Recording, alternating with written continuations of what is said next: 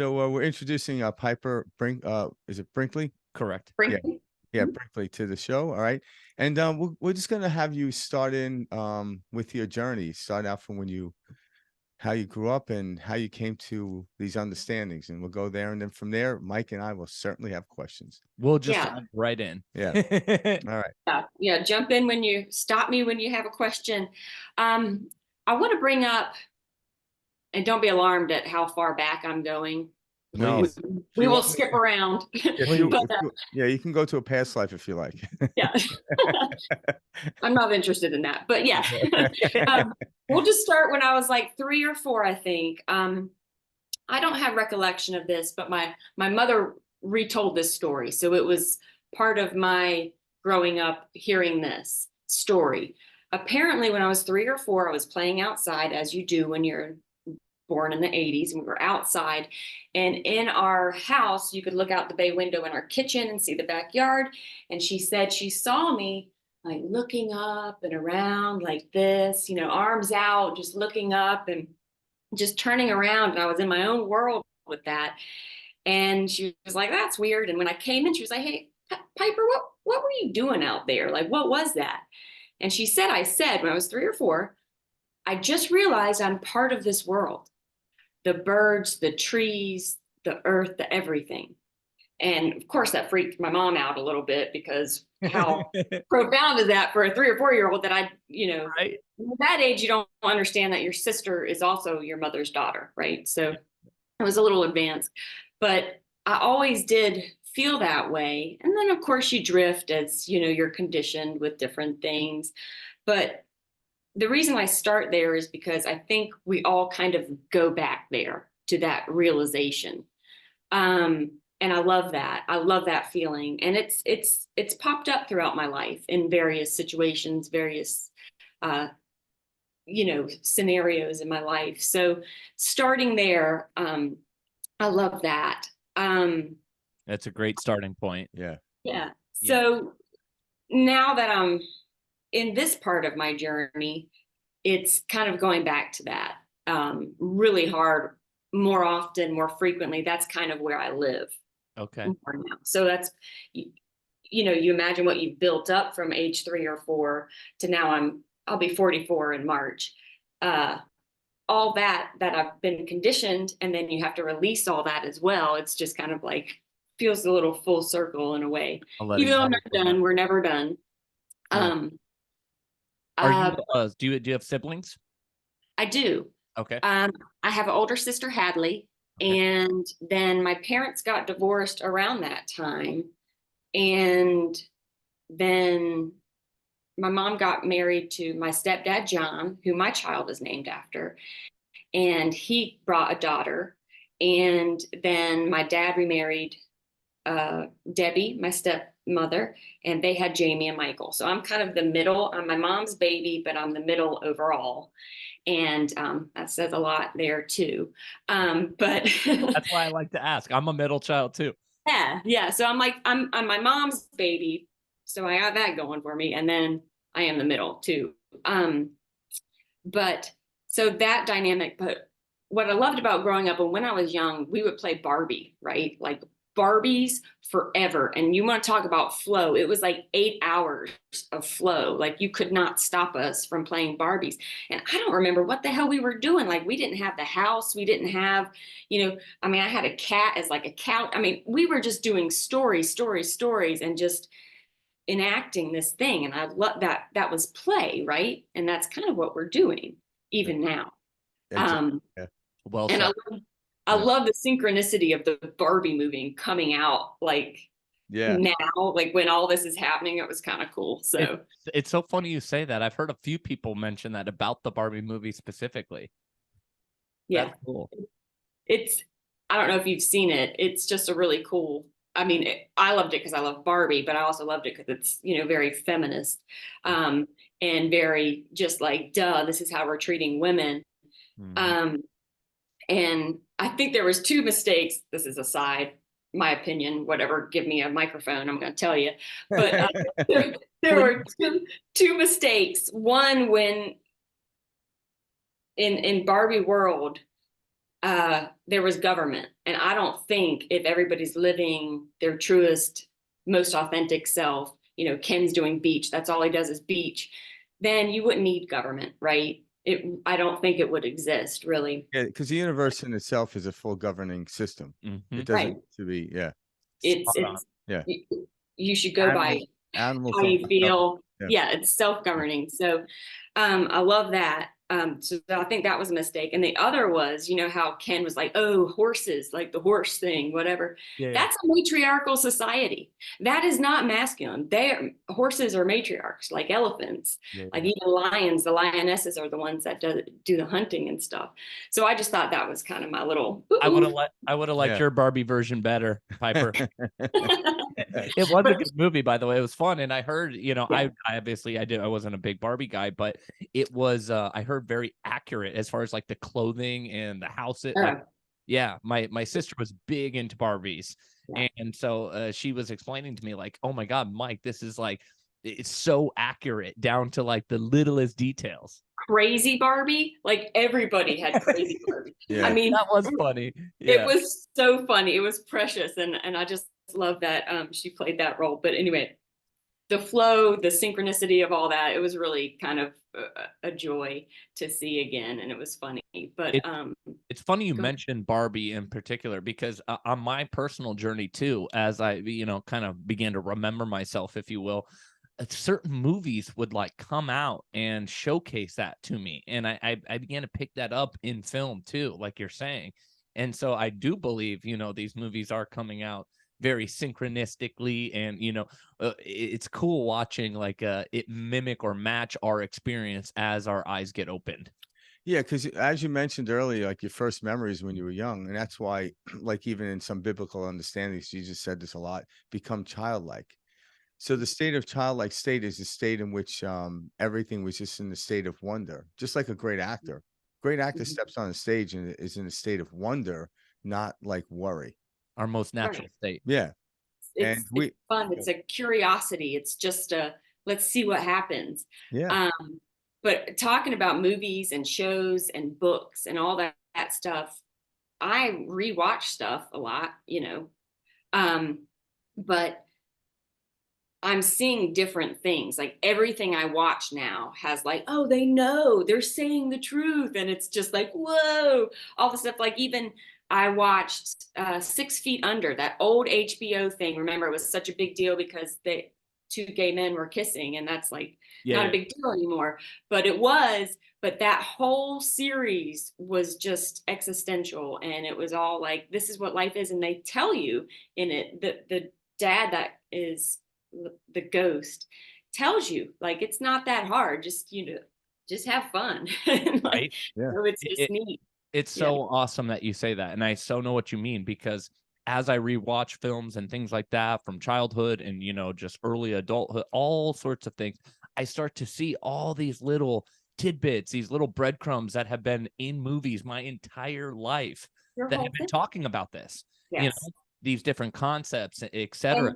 And you don't get it when you're there. Yep. But you know what? I love that because I love rereading stuff. Like I'm even listening to something that it's Dan Simmons, The Abominable. And it's about Mount Everest climbing. Very good. It's like just 20 minutes shy of 30 hours, right? So it's an investment of time, but it's such a good story and it just flows. But I'm a different person this year than when I listened to it last year. And I have a book, Jitterbug Perfume by Tom Robbins. And I've read that a bunch of times, like 9 times. And it hits you different each time because you have a different point of view each time you read it. You're a different person. And so I love that. And I love to see my progress, my growth by those milestones type things. Does that make sense? Absolutely. Yeah. I was going to say, Frank, you talk about this all the time. Yeah, because and that's the cool thing about it is like anyone out there listening to this conversation and like, what am I doing? I'm like, there's nothing to do. Expansion is something that's a byproduct of the universe, has nothing to do with us. We just follow along in it. So part of like what we try to do here is lead people in the perspective of preferential likes, abilities, and stuff and experience in life. And when you do that, the universe naturally expands you into that. There's no work on our part. Just like when you get on a river, if you're on the right river, the river will take you down the river, period. So Yeah. it's about recognizing which river, what flow is ours. And now we live in a time and day and age where science, especially in the field of quantum physics, is actually explaining this to us in a very logical way, enabling most of us now to actually accept it rather than fighting it. Mhm. And that's why then life becomes easier, but then it becomes more adventurous and exciting. Yeah. That's the Spontaneous. brilliant. Yeah. Yeah. Well, actually, life is always spontaneous. If you keep redoing the same thing over and over every day, you're doing it differently, but just so slightly different. That's it. Because you can't do it the same. That's why when you watch, even if you waited a week to watch a movie or a TV show, it would be different It because would we be different. change billions of times per second because we're flashing lights in and out, modulations of pixels. And that's why we love movies, because we're actually in a movie. The sun Yeah. is the screen. And when the sun comes through our atmosphere, it's like the light on the projector, and the atmosphere is like the film. And then boom, it's projected out. And that's what we're seeing. That's why the shadowing, contrast, and everything else. So people realize we're actually in a movie. So the Yeah. Barbie movie is just a replica, or what I call a fractal of our lives in certain sequence of how we look at it. And that's the brilliance of it. And that's why we love movies, is Yeah. because we are in one. Well, it's the story. Yeah. It's the commonality with the human experience, right? I think we're here to experience. We're here to feel everything that we are capable of feeling. The whole spectrum, the bad, the fantastic, all of it. And none of it's wrong. That's what people get wrong. Exactly. I like They that. they Yeah. misunderstand. It's like bad isn't wrong. It's just a feeling. Yeah. And it's just like, what does it mean? And you can assign it to mean anything you want. That's what I've been kind of playing around with. Speaking of preferential, I kind of we'll go back to kind of my history at some point, but to jump in, I had a relationship with a gentleman that I met on Hinge, and we just hit it off, like connection, right? I mean, I just felt really comfortable with him and happy, and it was easy and great physical connection, which is important, and all of that. And he wound up, because I was like, I wasn't trying to nail down anything, but I was like, hey, what's going on? And do you want to move anywhere forward? Do you want to do anything? I don't remember what I said exactly. And he was like, no, I want to snowboard every day. And I don't want to put in effort to like something that won't work out. And I'm like, I've Yeah. never been dumped for snowboarding. This is a first, right? He sounds like Ken that just wants to sit on the beach. Yeah, right. He just wants to snowboard. Yeah. This Ken snowboards, right? Yeah, yeah. Exactly. Snowboard Ken. But and I was just looking at him, and I could see he was afraid. And I was like, well, because this is me, right? What if it all works out? Like, what if it works out? Like, that's where I'm at with stuff. Like, and so it was just a fundamental difference. And obviously it was just not gonna, you can't push a rope. And I was like, well, I told him he was a dumbass in a very nice way, but like, Of course. you're a dumbass. But, and he still is. And that's what it is. But I had this feeling, I was like, what's going on? Like, this was significant. And what I realize now is that he actually allowed me to be in my feminine, fully in my feminine. And where I was the recipient, I was in the flow, I was in this state that I had not been able to get to on my own. And now that I have that feeling, that's my home. That's where I'm in my power. Yeah. And whether I'm a woman or not, I don't know. It's just, that's what I felt as home. And I was, for a while, I was like, oh, it was him making me feel that way. Yeah. But it's actually was me in my flow, in my feminine. And so now that he helped me set that precedence of feeling, right, I now know how to get into that. And I've been practicing that. and choosing that as my preferential feeling. Yeah. If that makes It does, because I think at some point in our lives, we were led to believe that was the outside world creating the happiness and experience. Although it was part and parcel, it perpetuated, but it wasn't the causation. So Right. you got into that state, and that's how you met Ken the snowboarder. Mhm. I don't know what his name is. That's how we'll leave it. That's how we'll go it. And then Snowboard Kent. And then, so that was a mere expression of your feminine, like you said, and maybe at some point you couldn't get into that because you had to, do I had things, I had an abusive marriage. I was in my masculine and that. yeah, to Um, protect yourself. Yeah. I mean, you just have to, and just coming out of that.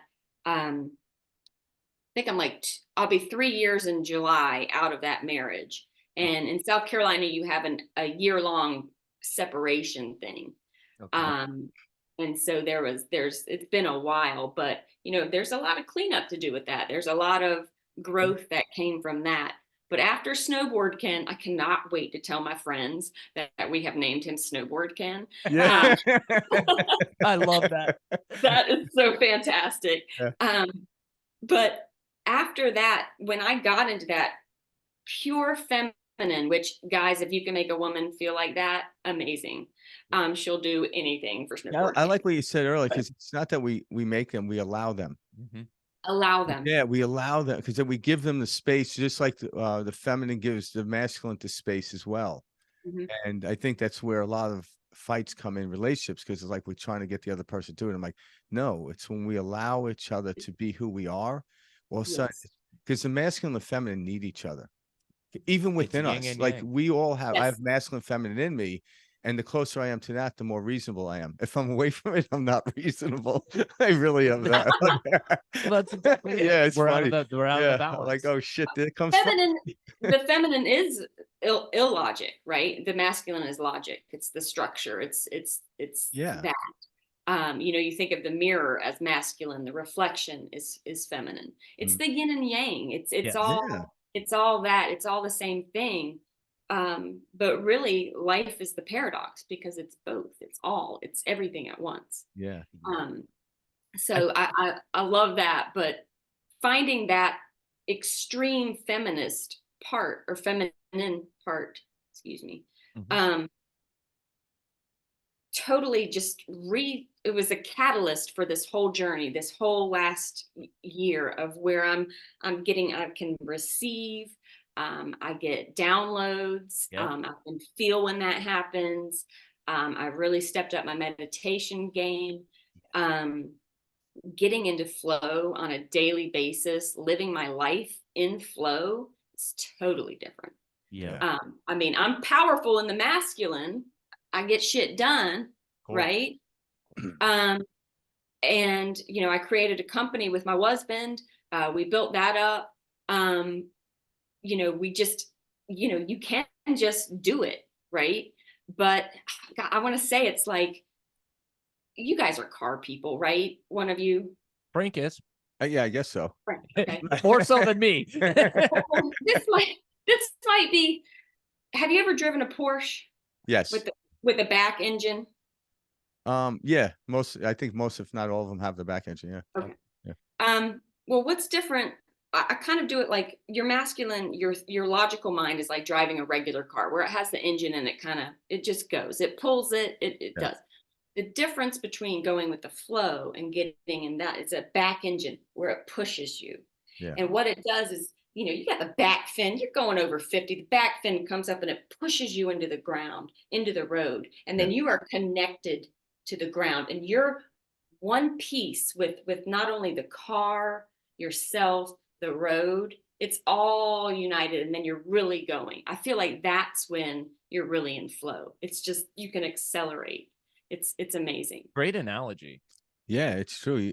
It's like you almost don't even feel the resistance, but yet you feel enough to know that you're moving.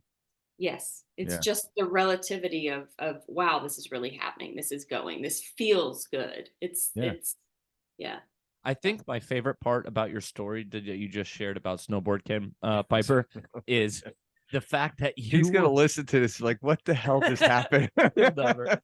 He will know who he is. That's No, hilarious. he'll know exactly Yeah. who he is. But I mean, so it's so cool to see you identify. See, most people will say, that thing outside of me, that person, that man, that outside of me, that's what made me happy. And you had the awareness, you had the level of awareness to say, no.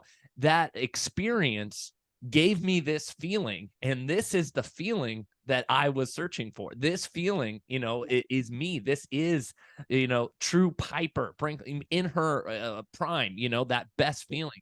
And so to hear that you mentioned that, like, that is a level of awareness that 95% of the world is, not in tune with and not aligned with. For you to have that level of awareness and go, oh my God, it was this feeling that gave me that, that is a huge like moment of like growth and knowing and power. It is so cool to hear you describe that. Thank you. That was not a fun journey to get there. Oh, of course not. But No. it gave you that feeling. People think, here it looks like I'm like the Botticelli, Venus, birth of Venus on the no. You know what it was like? It was like that Ace Ventura movie. I forget which one, when he's coming out of the rhinoceros. Yeah. That was the sickest scene I've ever seen in a movie. I laughed for hours after that. That's so funny. That's what that awareness took, was me coming out of that rhinoceros. You're naked somehow, you're crying, you're wet everywhere. What the hell's going on? What's going on? You're trying to get out of this thing. It's just thanks for sharing that, because every human being, like, a lot of times they hear the story of somebody, because whenever, like, so you're already in this place of bliss, even though you're gonna have challenges coming up and stuff like that. But people, and I remember years ago when I would watch people that are successful, you forget about the story, how they got there. Now, the one thing is, the most violent act every human being experiences is actually coming through the canal of your mother. Yep. So we already start out with this very violent act. Your head is getting crushed through this canal, and then you get pulled out, and you're leaving nice, warm, salted water, and you're floating around, and you come out into this room where these people have masks on and bright lights in their face. They're smacking you to see if you're still alive. And, all of a sudden you're like, what the freaking happened? Mm-hmm. And you should try it from my end. Yeah. Seriously, right? I know. There was Cry me a river. Yeah, exactly. There's a video of a guy that actually they set up to probes. I don't know how they did it, but it was to simulate what it felt like for a woman giving birth for a man. I've never seen that. And it was the funniest reaction. The dude, like, you see women, like, in movies and stuff like that. Because I actually, my wife gave birth. She wasn't screaming like some of these movies. Like, it was painful, but nonetheless. But this guy it was the funniest reaction in the world, because obviously a man doesn't have the wherewithal for the pain in which it is to give birth. Well, yeah, women have a higher tolerance for pain. Well, thank God, because they have to. We wouldn't exist otherwise, believe me. Yeah, right. But but I think that's what it is so anyone that's like going through something, what they tend to do is distract themselves from the pain, and that's why they never give birth. So become stillborn is what I'm saying. So know that embrace the pain, and that is the most beautiful moment in time. When you embrace it, that's when you open up. And now the psychologists even talk about these types of therapy where when you're in suffering such as anxiety, what have you, instead of popping an anti-anxiety pill, sit with it alone, not even music, just sit with it. And I learned to do this years ago. I would sit with it and it would pop, and I like, and sometimes tears would come down my eyes and stuff like that. But it was a beautiful moment. And then I found out later on, the tears are hormones being released out of your body that are no longer needed. That's why we cry. So all of a sudden, but it was the most amazing thing. I didn't go to the gym. I didn't watch TV. I just sat there, not even meditate. And it was the most uncomfortable feeling until it became the most brilliant feeling in the world. Imagine after you give birth, it feels so good. Like, it's then you got to do sense of relief. It just never ends. But but it's worth it. It is worth it. I mean, with labor, you have a baby at the end of it. Yeah. Great. Miracle. Best case scenario. And you're doing that. And they call it labor, not because it hurts, but because it's fucking hard. Yeah, it's work. And it does hurt, but if you got hit with your worst contraction, like right now, just sitting here, you'd be like, holy shit, woo, that was tough. It's not that, it's just that they fucking keep coming, right? Yeah. And you can't get your shit together between them fast enough. And I had an epidural. I had a great epidural. And I got to like 6 centimeters. I'm like, I can't do this. And you get to that moment and it's like, Yeah. And then I had the best epidural. Yeah. Good. Yeah, you'll never be able to However you explain do it it, to a man. I got a baby out of Yeah. it. So Yeah, that it's fun. experience will never be able to be explained by a man. Just like I'll never know how Michael Jordan felt when he dunked the basketball. I'll never know that feeling. But nonetheless, we sit back. It must have been good, Must have been great. Yeah. Yeah. Yeah, I'm 5'3". There's no hope with that. I love hearing them how it's described, like what you're describing, and what you're describing, Piper, between you and Frank. So how I've heard it described before, which I thought was so brilliant, was we are electrical beings. We have energy. It is flowing. We know this. This is science, etc. So what eliminates or what increases the flow of electricity, etc.? What do you have to do? You have to eliminate resistance. That, from a science perspective, you got to take away the resistance. That increases energy flow. And so what you were describing, Frank, when you sit with it, there's no, I'm fighting this. You're removing, the resistance that way.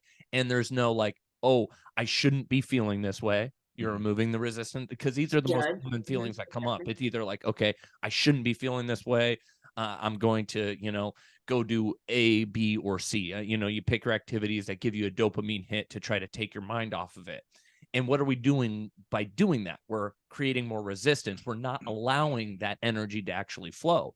And so this bottles it up. This stops the flow. It keeps, it in the system.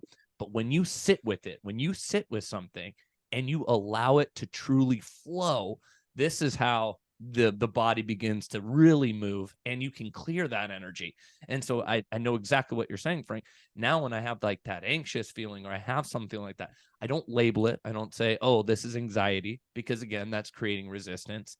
I don't judge it at all. I sit with it. Yeah. And I'm like, okay, I'm going to allow this to flow. Not only does that help, the time that you're experiencing, that those emotions, those feelings, etc. But it also turns into, like you said, Frank, something beautiful, because that energy magnifies and does flow out. And you're like, oh my God, like I've been, what I thought I didn't like because I was labeling it non-preferential or labeling it as something, I was stopping that flow. I was putting resistance on that flow. And so when I heard that described to me, I was like, this is amazing. This is a great way to think about it, because that is what we're doing. It doesn't matter if we're saying I shouldn't feel this way, or if we're trying to replace that thought. Like I don't go in and I say, all right, no, and I start, flipping it to a positive affirmation. That's still a sense of resistance. And so you're not sitting with it. You're saying, hey, no, I'm going to put a better affirmation in, or I'm going to put a better idea in. But again, that's resistance. It has to flow.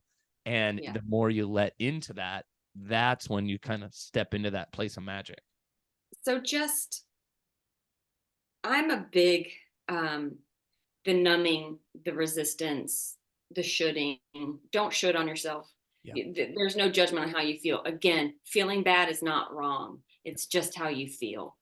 You just have to kind of, what's that mean? That might mean you have a belief about yourself that isn't true in the moment, right? That's not who you are. What about that? It could be you don't deserve the treatment of somebody, or you have to treat people meanly to get what you want. Whatever it is, why do you feel bad? That's not who whatever it is. I'm a big alcohol-free person. So I've been sober, it'll be 6 years in May. Congrats. And what I have found with that is the clarity. And feelings can be very uncomfortable. But if you sit with them, you work through them. I think they're like tunnels, right? You get in there and there's an end. The only way out is through. Robert Frost said that. Yeah. And you just have to go through them and just feel them. Now, what I think alcohol does is it throws up a manhole where it looks like everything's okay, but you're still in that tunnel of that feeling and you never resolve it because you're just drinking. And when it pops up, it numbs it back, it like pushes it back down. So I have no judgment of people that drink. I was a professional drinker. I mean, there's no higher level than what I got. I would go, my drink was a vodka martini, and that's just straight vodka. So yeah, I would, and I'm a buzz chaser. And I would go after a 20-hour fast, I would go get that alcohol, that vodka right in my bloodstream. Great feeling. Yep. But since then, letting that go, and the reason I did that was because those 20 minutes of my 24 hours a day of that alcohol buzz were the best of my day. And the rest of it, I was just waiting for that 20 minutes. Wow. Yeah. And I was missing so much life. There's that so I had many to let people that in go. that same spot. So thank you for sharing that, because that's not uncommon. That feeling that you're describing. Yeah, because whether it's alcohol or the waiting for the weekend, this is something that people don't want. Monday and Sunday should be the same. Yeah. Yeah. And it's just, I didn't want it to dim me and diminish what I am here to experience. And if it's 20 minutes versus the other 24 hours, like that's an easy trade-off, right? So when I did that, though, I just thought, oh, this is going to be good. I'm going to get my shit together. Great. I didn't know what was going to happen. It turns out that it made me aware of what was going on in my marriage.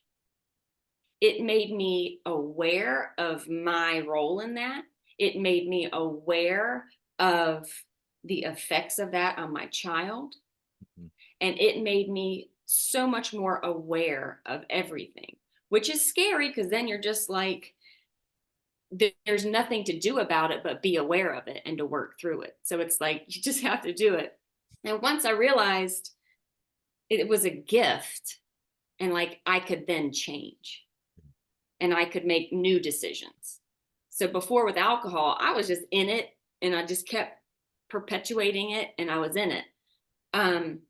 So when I quit, it had other effects that I wasn't prepared for, but I still wouldn't go back to drinking because it just diminishes my experience here. It does. I know what you mean. And like anything, it's to what degree it's used, because inherently nothing is bad. But as soon as we start, making that the end all be all, as soon as we start making that the highlight, this is taking our power away from us. And that was just a chapter in your book. Not to discredit, because all these like I've never watched a movie where everything was copacetic and didn't walk out. Yeah, right. What's the fun in that? And I think that's what, for anyone listening on this, these sequences, like when you actually finally become aware of it, the sequence of what to do are there with it. You don't have to figure it out. It's already done. Just the awareness sets you on the road, and then the road is already paved. So a lot of people are scared to be aware of it because, like, well, now I have to figure out how to do stuff. I'm like, no, when you're higher on the mountain, you could see the whole valley and it's so much easier. But when you're in the valley, you can only see the road you're on. So the higher we go, everything is clear and cut and concise to what to do. It's so much easier the higher up the mountain than it is in the valley. It's just a broader perspective, and the broader your perspective, the more possibilities there are. And that's just, what I found. But what was valuable for me was my husband was a yeller. Like yelling was his cardio, right? And he just you have great sayings. I know. It's the South, dude. I swear. In the South, they have the best, like, I'm just the Southern girl. I'm gonna do some cardio today. Leave me alone. The professional yeller. Yeah. But he's a yeller, and he would do that. And then when I stopped drinking and I stopped participating in that, and there was this level of separation, it's the only way I can describe it, as awareness, where I wasn't receiving what he was saying. I was just watching him yelling. Movie, yeah. And I was like, what the fuck is he so mad about? Right. Like, it was so disproportionate to anything that I did. And then there I am trying to like dodge all these bullets and like, oh, how can I make him not mad? And then I realized it didn't matter what I did. It didn't. He was going to be mad no matter what. And then I got a little crazy because like, it doesn't matter what I do. Like, I'll just do whatever I want. Yeah. So, Again, all part of the faith. Yeah. So there was a little bit of that. And he wound up quitting drinking as well because I left him because he struck me. Yeah. And that was like it. But I thought it was the alcohol. He quit the alcohol. We thought it was the alcohol because I had quit, and then he did that. And then it turned out it was like another almost year before it was done. So I feel like I gave it my all. If my son ever asks me, did you give? Yes, we were in therapy. We were in all the stuff that you do. It's just, you can't live with somebody that's not going to be true to what they're supposed to do. Like, there was no agreement that he ever stuck to. Yeah, and we're in this long story, like the book is already written, so to speak, and we get to change the way we look at the book and read the book and the affliction. That's the free will, but we don't know. Like I study these high known scientists, and they're like, yeah, we don't know. We know very little. But so I'm like, okay, if they don't know shit, why should I? So we think we're doing something wrong because we got into a relationship and you know, obviously it sounds like you give it your all, but maybe this is part of your story. We don't know. I'm not even, because I don't want to use cop outs either. I don't believe in those either. So, but the only thing I can do is stay in the present moment and see what happens in the present moment. And it'll tell you which way to go. So I'm glad it happened. I would do it all again. Yeah. I mean, that's the crazy part. Like, that's made me who I am now in this moment. And I wouldn't trade that. I have a son, right? Yeah. I wouldn't trade him for anything. And like, it all happened. And it happened how it was supposed to.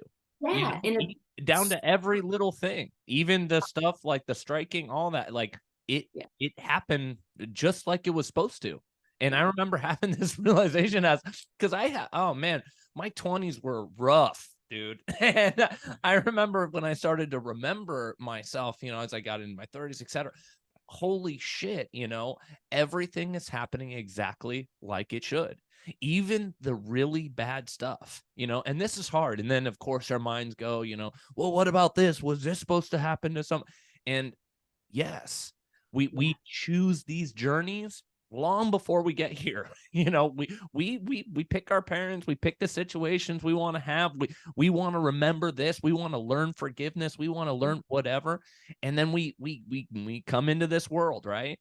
And then ages 0 to 7, you know, that's kind of like our incubation period. We're taking in all the conditioning from our parents. We're taking in all the conditioning from movies, friends, etc., the time period we were born, because we wanted to have this experience. And so I love that you look at it the way you do, because it happened exactly like it was supposed to. And look at where you are on the other side. Yeah. It's for me. We ask all these questions with our minds, like how, what, when. All we need to be concerned with is who we are. The why doesn't matter yet, right? We might not know why that happened. It's for me. That's the only way you have to answer it. Yeah. Because it makes me who I am right now. And the why changes. And the why will change. Now, I can look back and see, oh my gosh, I married that ding dong because ding dong Ken. Because no, yeller Ken. Yeller Ken. I married yeller Ken to get my son, and B, because I had to learn to choose myself. I had to learn this awareness. I had to realize who I was, that I have the agency. I'm in control of my life. And he showed me just the opposite. He's like the ego. Everything you want to do, everything wrong, that's him. Yeah. I mean, it's what not to do as a parent, what not to do as a co-parent, what not to do as a spouse. It's like just the example of what not to do. That makes me look better as a person that even tries to be a good mom. You know what I mean? Like that contrast is so obvious. So I don't know. It's just kind of, it's been a wild ride. I don't regret it. Could I have done some things better? Yeah, but you don't know that till you know it, right? That's exactly it. Yeah, and that's every moment you have a different chance. Just like a great actor, say a great actor has like 40 roles in their life. They change throughout their life. And there might be some character traits in the previous movie that they drag into this one, but seldom they don't. Mhm. And that's what we are. We're like, okay, at any moment I can change my character trait. So when I look back when I was 18, I'm a completely different character. Unless unless I go back to a reunion, I could probably fall right back into that. Yeah. Like, Well, yeah, I probably could to It's the some degree. dynamics. Yeah. Yeah, to some degree. But nonetheless, I realize those are separate things, but sometimes we often falsify the understanding that's who we are. That's not who we are. Like Forrest Gump is not Tom Hanks. Mhm. It was just a role he played and every other role since then and previous to then. And a lot of them were just completely different roles, but that's not who we are. We're the witnesses to the character in which we're portraying right in this moment, now. And when you do that, because I like what you said earlier about there's no such thing as bad. But what humans are really good at is we recognize congruent patterns and interference patterns. So it enables us to do things easier. So when you know watching Yelling Ken Mhm. and you were finally stepping back, you realize that is a interference pattern. And every human being wants to be in a congruent, flowing, expanded pattern. We all do. We know what it feels like. No one that ever feels good is trying to feel bad. Right. But when you feel sick, you try to get healthy. So the natural state of us is a natural congruent pattern. So that much we do know, we recognize it. So like, okay, now that I stepped into the interference pattern, I now know what it feels like. So I learned something by stepping into that. And that was the brilliance of it. Mhm. Yeah. Yeah. It's like, I know you guys talk about the Navy SEAL Yeah. school. That was my Navy SEAL school, one of them. Yeah. Perfect example. And I went in there to do that, to try that, and I came out of it. I graduated, Mhm. and I'm a Navy SEAL now. Yeah. And Exactly. and kind of, but what I did do, if you think it's for you, for me, I could be right now standing here like I'm a victim, and you know this. I had to first of all be aware that I was one, to then shift out of that as well, if that makes sense. Like Yeah. I had no idea what he was doing was abusive Mhm. until I got that awareness that I was telling you about from being sober. Nuts, right? And then once I got there, then I could shift out of like, whoa, okay, this isn't acceptable anymore. And I could move through that and get a divorce and all that stuff. And then from that, what I did, I still have to co-parent with the guy. Like, how's that working out? It's not. He's Mhm. awful. Yeah. And, you know, now he's just crappy co-parent Ken. Yeah. And so with that, we have, you know, the marriage settlement agreement. And ever since it was stamped by the judge, he has been in contempt of it. And the reason I bring that up is because I had to realize, like, wow, if this document doesn't hold that him to a certain set of behaviors, what will? Nothing will. Right. So I have to exist outside of that. So it's like I have to let go of the idea of something controlling him, or that's the boiled down part of it. And so all I can do is focus. It taught me to just control what's going on in my head. I could look at it however I want. And I could look at, he's doing this to me. He's messing with my son, our son, and he's messing with me. Like he will do things to spite me On that purpose. also hurts Pressure button. my He's trying to pull you into the interference pattern which he lives. right. That's what he's trying to do. Right. That's where he thrives. Great. Mhm. You know, chaos Ken. You know, I don't, you That's know, a great name. He's That's, I'm not that's chaos perfect. Ken. Yeah, That's great. So, but what I kind of realized this summer, I was going to take him to court because he didn't pay his half of the child summer camp. Mhm. He didn't give me his weeks for vacation. Then he messed up my week for vacation. and my beach vacation with my parents for my child to go to. And it was just like all of this stuff. And I was like, okay, that's it. My lawyer, Joe, said, you're going to know when to take him. And I was like, I'll take him. Mm-hmm. And I was like, I'm going to do this. And I called my lawyer and we were set up a phone call, and he was like an hour late getting on the phone call. And that's annoying, right? But I took it because you have to. And then he was like, I'm so sorry, Piper. I was on the phone with a new client that has a husband like yours. And I was like, oh, you should give her my number. I'll, walk her through it, like whatever. Yeah. And then he basically told me that I would have to spend $15,000 at least to take this dude to court, Chaos Ken to court, to hold him in contempt. It would take 3 months of my energy and time to do that. And I was like, okay, we'll do it. And then I kind of talked to the paralegal. She's like, yeah, it's not going to get any better than what you have on this document. And I had announced to my parents I'm taking him to contempt. I was going to get money out of my IRA. I was doing like all this stuff. And I was like, I want less of Chaos Ken in my life. And there's no way I can hold him in contempt and I can pursue that. I will just make more. I will give him something to resist against. I will give him a focal point for his anger. Yeah. And so I had to just let go and just say, you know what? No. And that was hard because I still have a son that we're dealing with. But it allowed me some freedom. And it allowed me that space to keep away from Chaos Ken, to not get sucked in. With that, I talked to my lawyer and I told him, like, hey, I'm not going to do this. I want less of this. There's no document that's going to control Chaos Ken. And I was like, but I'm serious about helping your clients out. And he's like, I would love that. So we got together on the appointment that was supposed to be my contempt meeting. Sorry, this is a long thing, but this is coming to a point. This is great. Yeah.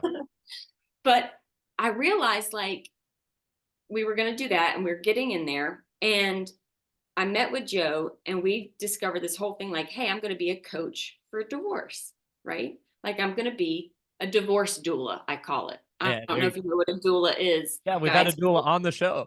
Yay. Okay. I thought you were going to say you're a divorce Barbie. I just Coach Barbie. Yeah, exactly. I'm Coach Barbie. Oh my God. I would love that. Yeah. I should wear pink, Yeah. Yeah, I'm divorced Barbie. I love that too. But with that, so now I started this relationship with my lawyer, which is a huge compliment, right? Because like he's seen me at my shittiest time. He's seen me when I'm frustrated. I swear I got discounts because I would make him laugh because of the absurdity of Chaos Ken. Yeah. I mean, it was the entertainment value alone was, probably saved me some thousands of dollars. Right. But so I have this relationship now where I am helping Joe with his clients, and I got certified as a certified divorce coach. And now I'm actually helping people that are dealing with other Chaos Kens, and it's just been the most rewarding thing to transmute that pain, to turn that, instead of fighting it and making it more, I'm actually allowing it, and I'm transmuting it and I'm putting it into something positive. You are an alchemist. Yeah. And I think that's important. These are key points. Feels powerful. Yeah. When I heard you telling the story over the timeline of like when you realized you were in a very abusive relationship and got out, and then you had to deal with this man and your child, and you use the word allow a lot. What happens with a lot of people, and I understand this from years ago from me, was letting go can be the scariest thing, but people realize that is the ultimate understanding of faith, because the universe always has your back. So they'd rather be in a rocky river that's banging them against the rocks rather than be on the shore or not be in a river altogether. So that is the key point we like to focus on, is when you literally let go, when you allowed like yourself not to pursue this court deal, your life got better. Yeah, the circumstances situation with him is still there, but the flow of it, you were able to get around those rocks. There's still rocks river, but now you're not banging into them. Yeah. That's the message people want to hear, because everyone wants to let go, but they're scared if they let go, they're going to fall. And the truth is, in the physics of it, when you let go, you rise, because what you're holding on to is holding you down, not holding you up. Mhm. And so it's a physics thing. It's like a hot air balloon is letting go of the sandbags, but it rises, not drops. And people think they're going to drop if they let go. And we have the message that you're going to teach people is let go. You only go to a higher altitude when you let go. It's not, you're not pulled down. You're holding yourself down. Yes. And so I actually went inner tubing this summer with my kid and all that. And if you've ever done that, it's really fun. Yeah. A little stream. It was cold, but it's you're on an inner tube and everybody else is on an inner tube and everybody's going down there. And some people have coolers and stuff. Yep. But Yeah. I was in We do that in Arizona. We've got one of Yeah. those. Okay. And but if you this may be a me problem, but when you're going down it, if you actually raise your butt up and lay like flat, like a board, stiff as a board, you'll actually go over the stuff so much easier. There's less resistance. Your butt isn't the resistance, and it just raises a little bit. So it was this. I wrote this whole thing on what I learned that day floating down a river. And you're right. You just let go and you'll go somehow. It'll go. Now, I'm not condoning Chaos Ken's behavior. I'm not accepting it. I am protecting my son the best that I can. He has minimal contact with him according to the document. But I stopped reading that document at mother has the final say. Yep. Yeah. And it's got other pages to it, but I'm just like, I'm making the decisions. And your son's going to learn from your behavior. And that's the greatest thing. It can turmoil because life is turbulent. Yeah. So if there's one parent in a turbulent relationship, the child will learn from that. And that's the brilliance. And that's something we have to trust as parents. And when you do it, it works. It does. And the child naturally gravitates towards that. Yes. That's my faith. That is what I'm doing. I am stable Barbie, No, exactly. I think we'll put a plug in for Barbie now. It's right? funny. I think what's so cool about the story that you just shared, and I love where you were going with it at the end, Piper, how you were mentioned, like, hey, look, I'm not condoning this behavior, etc. Everything that happened to you in this relationship with Chaos Ken, by far, any type of person you talk to, therapists out there, whatever, will all say this is absolutely unacceptable. The behavior, etc. You're a victim to this. You shouldn't be treated this way. You should never have any type of abuse, whether that's physical or emotional, or verbal, all sorts of things. Give you every reason in the book to say you are a victim. And you're standing there today saying, no, I'm not. I am not a victim. I am not a victim.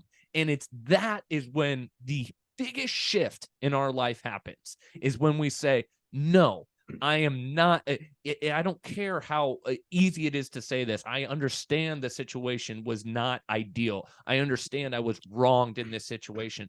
But to hold on to that character identity of I am a victim, or I am, a battered wife, or I am whatever we identify with, that's what we become. As soon as we observe it as that, that's what we have become. And that's how we're going to begin to experience reality. And that's how we're going to begin to experience other opportunities or other situations from this place of lack.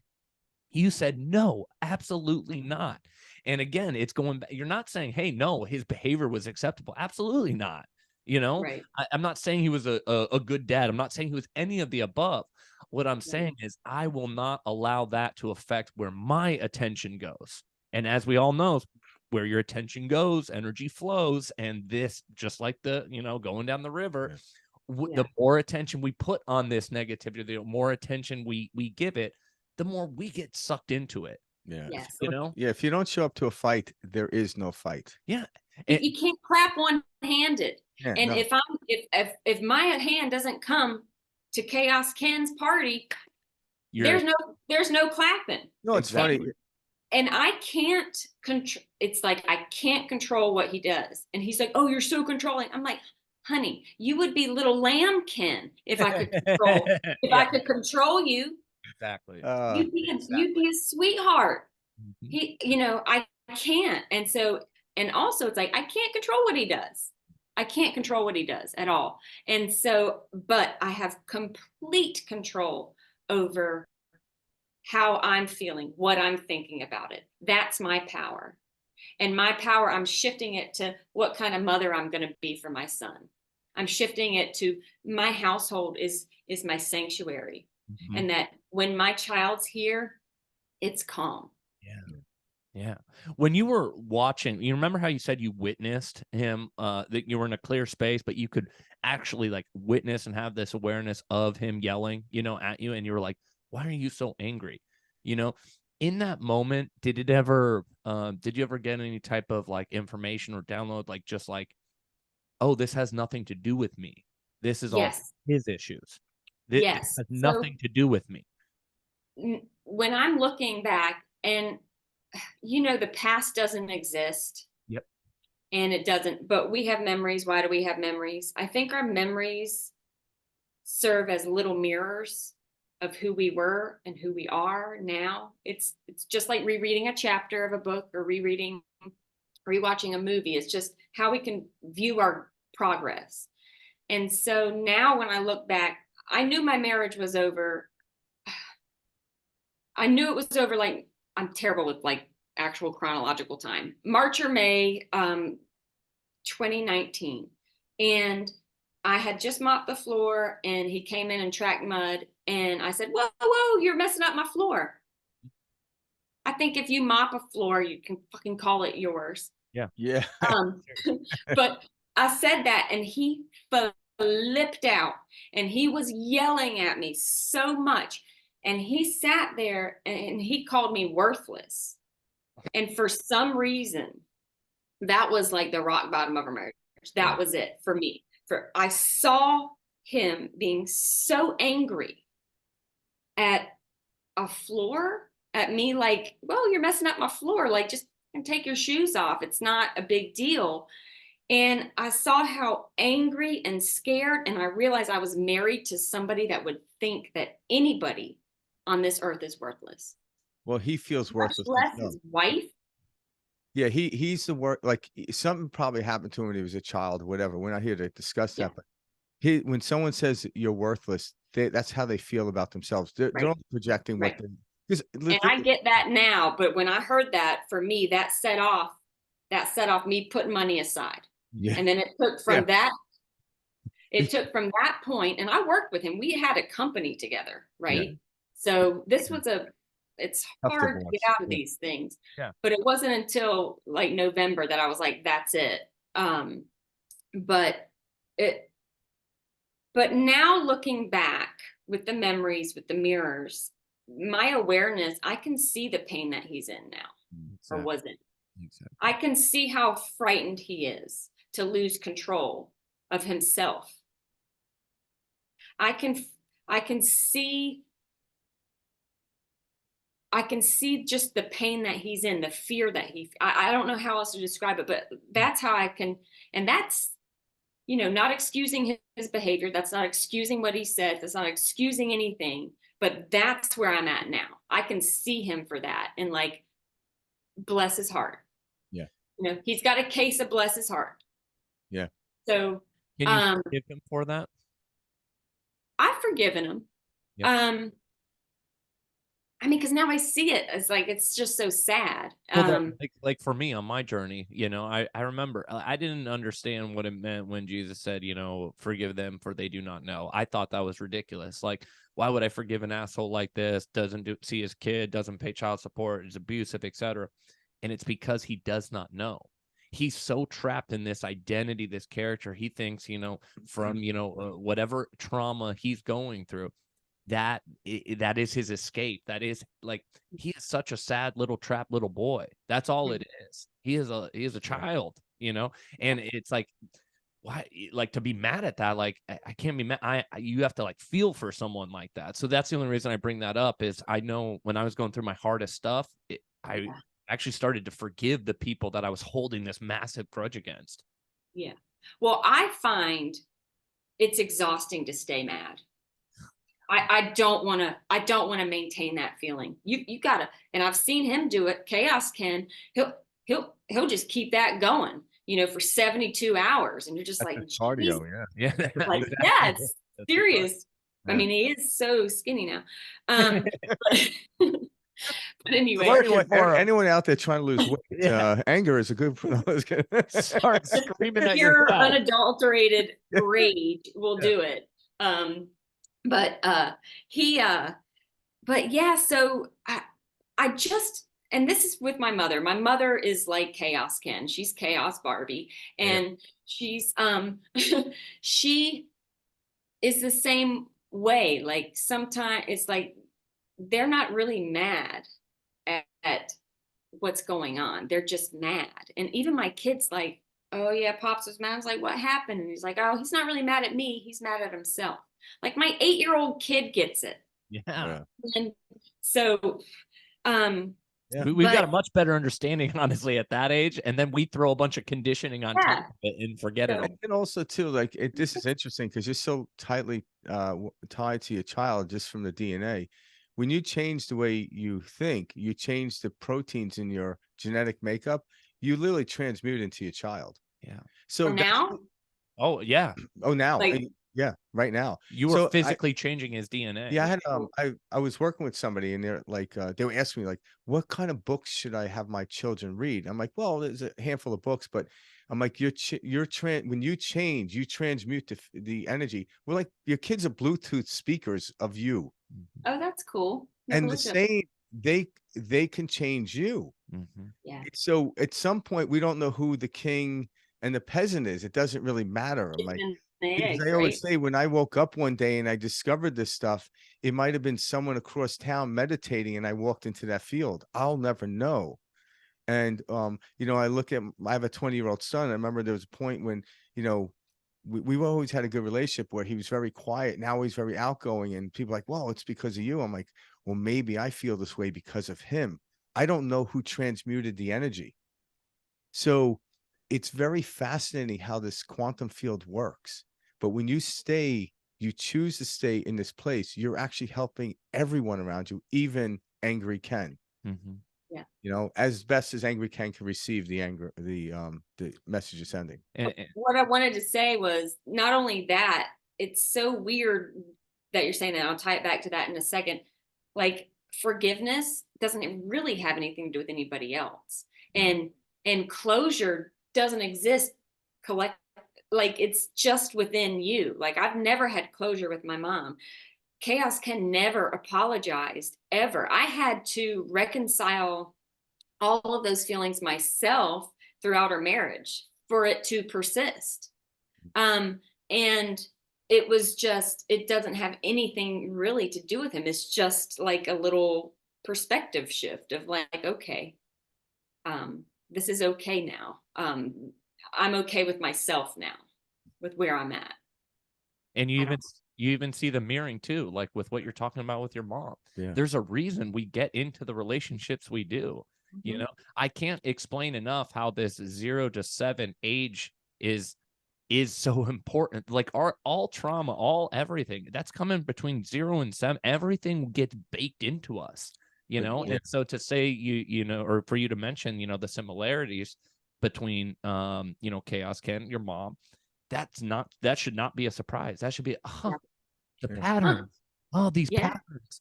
That and I started, trust me, man, like with my mom, my dad, and just certain things, and dates I've been on, and just all sorts of stuff. I'm like, oh my God, it all makes so much sense. And the brilliance about your story, because we also, now the scientists and neurologists study, and they've known this for a little bit, that we have these things called mirror neurons. Yeah.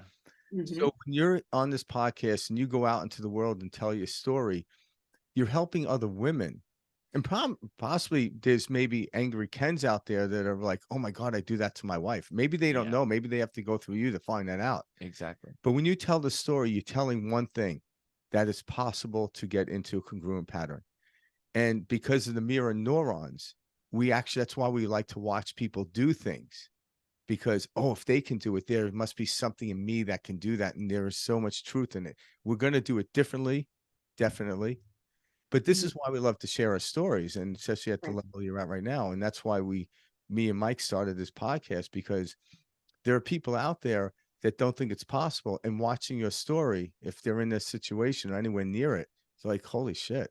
Here's this woman smiling and laughing and talking about Chaos Ken, chaos Ken, Ken. snowboard. As if it's just funny, you know, and a Well, lot of people are so tied to that story. Like, it I could never is, joke about that. because the story, Uh, it's a movie, and what we're trying to do is get the characters to be congruent and play with each other. And sometimes there's always that villain that comes in, but the villain tends to strengthen our character within, and you realize, wow, Without that, I this wouldn't is be where I'm possible. at. Yeah, because a Yeah. lot of people in the world are trying to get rid of violence in order to be at peace. I'm like, well, good luck with that. Get You- into peace, and you will It's get rid of violence. And Yeah. I've seen that in my life. There's less chaos Ken in my life. Yeah. You know, I see its ramifications on my son, but then I counterbalance that, right? And my whole tribe has shifted.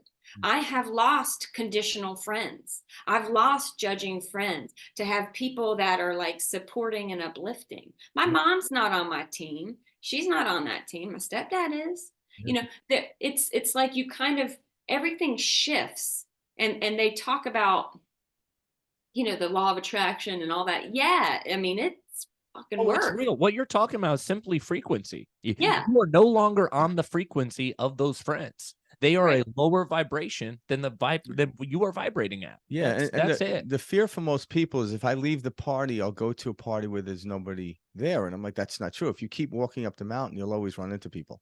I'm the party. Yeah. Yes. Yeah, you are are the party. honestly. Exactly. And claim it Party- exactly like that. party Barbie. Yeah. Yeah, party Barbie. I love that. I am party Barbie. I will Claim tell that. you that. You Yeah. are that. There's people out there listening right now that feel broken, and they're listening to what you're saying, Piper, and going, They're I'm helping. not broken. You Yeah. know, this is just that Yeah. little flip that, you I know, don't like the broken thing. Nobody is broken. no one is No. broken. Everybody's, you can be confused. You We can feel be it a lot, Piper. lost. You feel it a lot. That's it. The word confused it means your patterns are running interference with each other, but you could take an interference pattern and quickly make it coherent, easily congruent. It's just a transmutation. That's it. It's just, Beating the well, Yeah. and part of that is getting, so I'm going to share something, because that's why I'm here. Please do. I do think I want to go to laughter, talk about that later. So don't get off without me touching on that, because that's so important to the journey. It's so important. But what was I going to say now? Take your time. What did you just say? What were we just chatting about, right? There's some. I'm the party. Yeah. Ken. Yeah. Well, we were talking about the part, you know. Okay. So part of this is, thank you, is choosing what you prefer. I prefer to be the party. I prefer to be I think I'm the favorite. Yeah. I'm the I love favorite this from your email. of Okay. God, the universe, whatever. And I chose to be preferential with that. Like, that's how I prefer. And you have to choose how you see the world. I could see it different ways, and I choose to look for evidence on me being the favorite. Oh, I got that parking spot. Ooh, I found that penny. I mean, it's little stuff. It doesn't matter.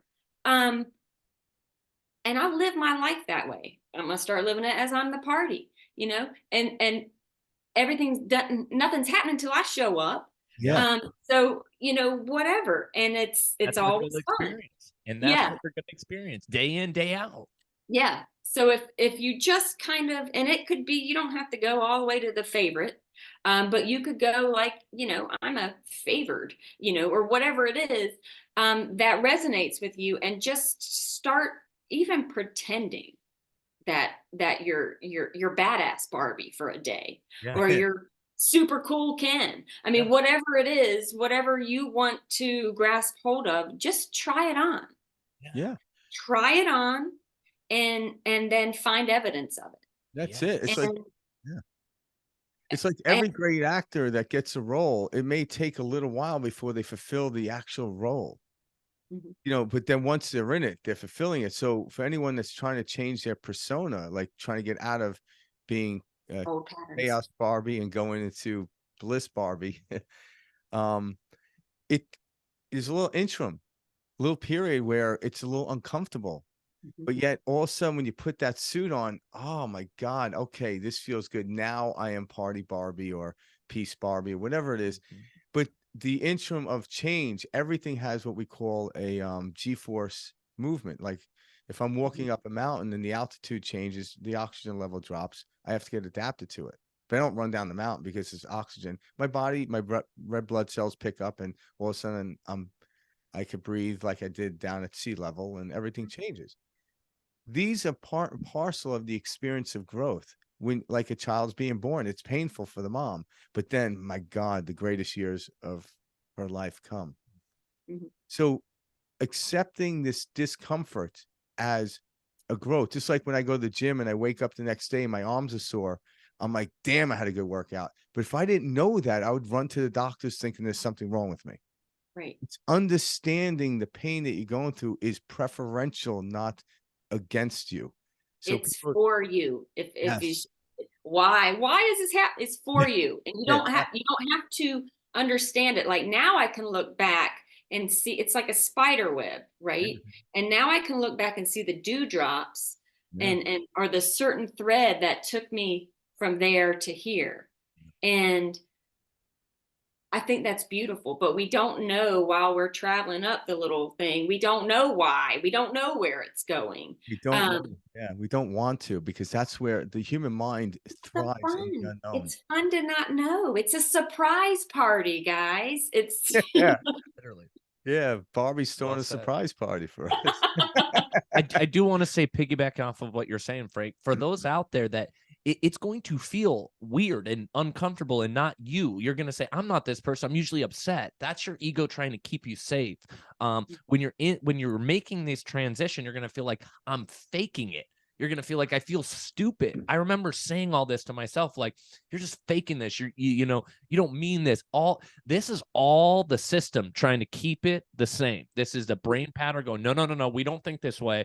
We're going to continue to feel safe. And this is the person you are. You're this character. And so it's hard to change the character, and it feels weird getting out of that groove. It feels very uncomfortable, and your mind's going to tell you things. And you have to say, no, no, no, no. I know exactly what's going on here. I need to stay the course. You are transitioning into your new character, into that new experience that you want to have. Can you what speak I to that? yeah, so what I think of it as, it's like an ebb and flow, ebb and flow, ebb and flow. When you're in an ebb, you need to just sit back and get back to basics. And what I mean by that is you need to soothe yourself. You start with your physical body. Your body, I don't think of it as like your brain in this skull castle. And then this is all your whole physical self is your entire brain. It is our ticket to the party, okay? And the party is reality. And so if you look at it that way, this is a tool to be used to get this better, Yeah. more tuned, more clear. So you've got to calm your body down. I'm big into connecting with the, somatic stuff. And if you do that and you get clear, you get calm, you get safe, and call it a chakra, right? Your root chakra. Start on the energy system going on up that way. But get, like, even just yesterday, I started to get low. I kind of woke up and I was nervous about coming on because I was like, Oh, who the fuck am I? What are they going to care about what I have to say? And A I was like, lot. I don't have anything to really show. I'm not a billionaire. I don't, I'm not, I drive a 10-year-old Volvo, XC90, like what, it doesn't look on paper, and then I was like, and I had to kind of work through. I was like, oh, it's one of those days. It's an ebb day. So I'm going to have an ebb day. And I just kind of wore my comfy clothes around the house. I folded some laundry. I did some stuff. I listened to some music and I journaled. I write like in little journals that like this. yeah. So when I meditate, I do half meditation, half writing, and you get a lot of flow with that. And I just had one, and I was like, you know what? I realized, like, it doesn't matter y'all didn't ask for my bank account information. Y'all didn't ask for how much I weigh on a scale. Y'all didn't ask any of that stuff to have me on. It's, how y'all felt about, I guess, my email or whatever, and whatever resonated. And so it's like, I'm here just to be myself, and I can do that. Like, it's more about the feeling than it is what it looks like to anybody else. Because I could have everything I ever imagined, and somebody might look at it and be like, I don't think that's cool. Like, Exactly. and It doesn't matter. whatever. Yeah. So, but it's all about how I feel and where I'm going. So I just was like, okay, I'll just I'm fine now. Like, I got over it. But it's that confusion that you have to, like muddy water. What's the best way to clear the water? You just let it settle. Yeah, just leave it alone. Yeah. Leave it alone. And if you do things that are soothing, if that's a bath, if that's a walk, if that's, listening to music, whatever it is, do it. I mean, even watching Netflix, just like I said, you pick up stuff, and it's just like, the synchronicity of that is very cool, because you'll see exactly what you need to see. Or the phone call you have with your friend is exactly what you need to. Oh, a moment of synchronicity. This is cool. Please. So I was talking to my friend yesterday in this, and I was like, yeah, I was kind of sad earlier. I was nervous. She's like, you're going to do great. And then I was like, she was talking about her friend that did not drink no water for like 12 hours plus. Oh gosh. And I was like, what? I was like, and he's got high blood pressure now, and he's got problems. I'm like, he just needs to hydrate. That's the first thing I said when she was telling me about it the other week. I was like, he needs to hydrate. He's imbalanced with sodium and whatever. And so I got up and we talked. She was like, I can't believe it. I was like, that's so unhealthy. Like, drink water, people. And I got off the phone with her, and I was like, okay, well, I guess I'm just kind of feeling loosey-goosey. I'll go with the flow. I'm gonna pick up my audiobook, which is that Dan Simmons Abominable. And the line that I heard first was, haven't had enough water to keep a hamster alive. Isn't that synchronicity beautiful? I just was like, the universe is crazy. Look at this line. And like, that's what it was. Yeah. I love moments like that. Yeah. I was just like, so funny. That is a perfect share. And have you noticed, since you've been on this journey and getting to these higher levels or higher altitude, have you noticed that the synchronicities happened all the time? I'm swimming in them. Yeah. And the funny thing is, no matter where anyone listening in, synchronicity is always happening, but when you get to higher level, you're aware of it. Yes. It cannot not happen. It's awesome. Yeah. And I laugh so much all the time. I have, like, you can get into this any way you want. Like, there's meditation, there's different stuff. Oh yeah. Public service announcement. The whole world is our modality to get to. So well said. And I just think anything that, if it's baseball cards, if it's collecting stamps, if whatever it is, if it's washing dishes, whatever gets you there is fine. It's fair game. It's not wrong. And I have like I pick cards.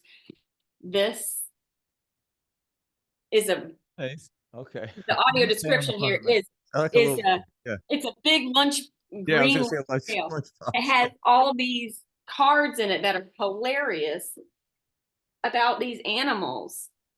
And like, I read them. I pick a card. They're not tarot cards. They're not nothing. I read them every day, and they will have perhaps some synchronicities in them. It's really funny, and I'll get that. That's really cool that you do that. And so whatever, I always loved animals, and I loved learning facts about them. In fact, my family called me the fact file, because we'd be having a lunch or dinner, and they'd bring up something, and I would have this just random fact about some animal or plant or something. Did you know that Jerry Maguire kid was like me? And so, but just whatever makes you excited, use it, because it's going to lead you to something.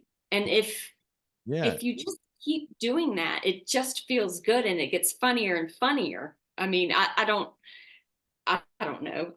I like to be entertained. I like to see that. That's how the synchronicity does that. It's a humorous thing. Yeah. And you said it perfectly, because there's a formula for living, and as follows follow your joy as best you can with zero insistence on the outcome.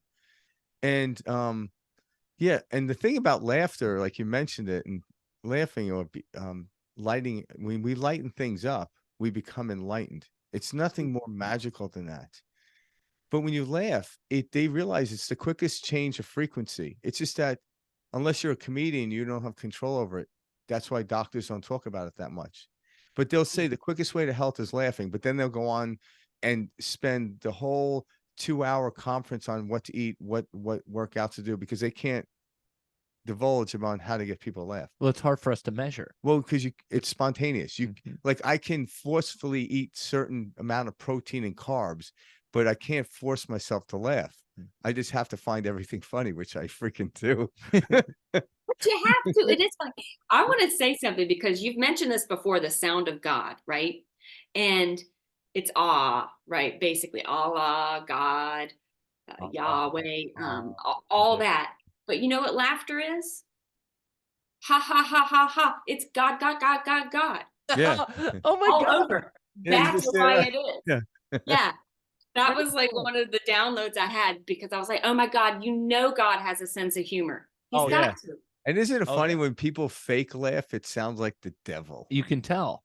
Like, it's you can You can tell. It's just totally weird. tell. It's the weirdest thing in the world when someone like, oh, I'm like, what the hell was that? What Yeah, was yeah, that? right. Yeah. But Let the me tell you- authenticity, you have to be authentic to laugh. Yeah. And that's kind of the power, right? It's all getting to the most authentic expression of yourself. And nothing is more authentic than laughter. Yeah. So It well is because said. it's spontaneous. Do you ever, like, I remember telling a joke to someone and they went, oh, I'm like, they obviously didn't get the joke. You're like, you didn't Or get maybe it. I wasn't that funny. Who knows? It could have been either way. That's But It's all right. yeah. You gotta try and see if it lands or not, Yeah. you know. So I have a question for you, Piper. So two things. So number one, where in your spiritual journey did you begin to kind of remember who you are? Was this before drinking? Was this after drinking? Was this after the divorce? How long have you now kind of been on your spiritual journey, of truly, diving deep? I would say the last year I have been really since November of 2022. Okay, Okay. great. That's when Snowboard Ken broke up with me for snowboard. Got you. So after that, I really had to decide who I was going to be. Gotcha. You have a lot of powerful downloads and information coming to you in such a short period of time. And it's beautiful. It's been a You run the ride. space. Well, I just mean you can just tell, your spirit. It's there and it's very visible and it's cool. Thank you. Yeah, you're Thank definitely vibrant. Like, Yeah. just Yeah. when the camera went on you before we even spoke, I could see that you were like, Yeah. ah, You yeah. can You feel it. weren't like, you're like, oh, okay, how long is this gonna take? How are we gonna get through this? Yeah. But like Oh, that totally comes through in every single individual you're working with. And even the most miserable people in the world are attracted to that. Yeah. Because we all want to be happy, we all want to be excited in life. And we're always trying to figure out how to do that. And just like watching you talk and just seeing your face open up here and brighten up, it's going to help a tremendous amount of people throughout your lifetime. Which I hope so. yeah. Because it's not as hard as we make it. No, It's not as hard as we make it. We make it so hard. We try and figure it out. And y'all are really smart. And I love quantum physics and I love that. You don't have to understand it. If you can, actually, if you can feel, you can figure it out. Yeah. That's it. You come with it innately. Yeah, it's Yes. your most natural state. Absolutely. The intelligence level, if you are human and you can feel, you can figure it out.